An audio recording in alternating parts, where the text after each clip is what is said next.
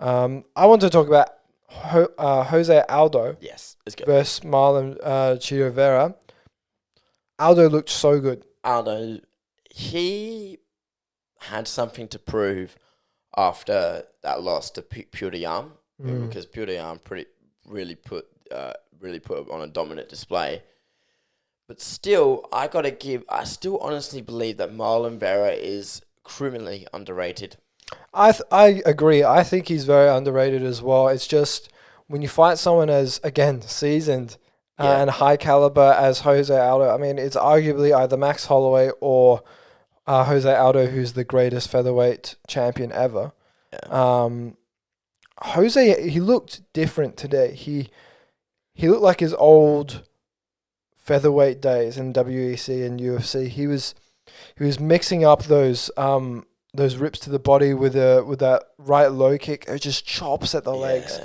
That he looked so much more like the days when he was in featherweight. He was he was dynamic with his striking, mixing it up, but he was so powerful. He looked very, very good. At bantamweight, he is a force to be reckoned with. I'm unsure why he moved to bantamweight instead of just moving up to lightweight. I Yeah. feel like it would have been an easier cut and would have made it a lot easier to take a punch and things like that. Yeah, But we said this last time when he fought Pyongyang. He looked shredded. looks shredded Like this time as well. he's short. He's a short, very small dude, but like in proportion, His shoulders are massive. he's massive. His rear delts and his traps are just like he has these. They're just capped shoulders, and it must be the amount of repetition. He probably does have a weight training regime, but Probably has a really good nutritionist as well, because when your body fat is that low but your muscle mass is that high, it is very, very hard to maintain a high energy output, because a lot of your energy stores are drawn now from carbohydrates. It depends so much on carbohydrates, and because there's a lack of fat mass, it will rely on protein again as an energy store. So and also when you're actually at a body fat percentage that low, it's actually very dangerous. It's actually and that's you feel very lethargic and you feel very tired and slow, but not the case of Aldo.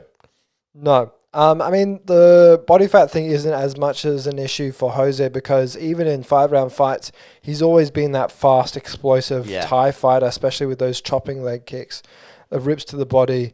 I thought he looked really, really good, and he was just as explosive as he was in featherweight. Maybe now because now he has a proper nutritionist now, maybe he's able to cut a lot better. He's probably able to train a lot better rather than being a really depleted state where you can't work to full capacity in order to train. I think he is a force to be reckoned with at any division, bantamweight, featherweight, or if he actually went to lightweight. But he's made his mark at bantamweight, and I'm happy that he's continued to do so. He looked very good against Chito. Yeah. Chito had his moments as well.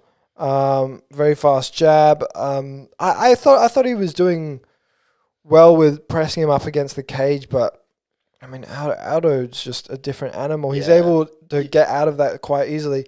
He was really good on the ground too. He had his back. Last third round, the third round. Aldo had Cheeto's back on the ground, so there was a lot of scrambling and between the two, and I just felt like it's good to see Aldo back, but again, Marlon Vera again criminally underrated. But Aldo kind of needs a couple more fights and under his belt. Yeah. If he were to go against Purdyarm again for the rematch, or maybe because is the Purdyarm versus Aljamain Sterling fight official? It was, and it's been pushed back, I think, twice now.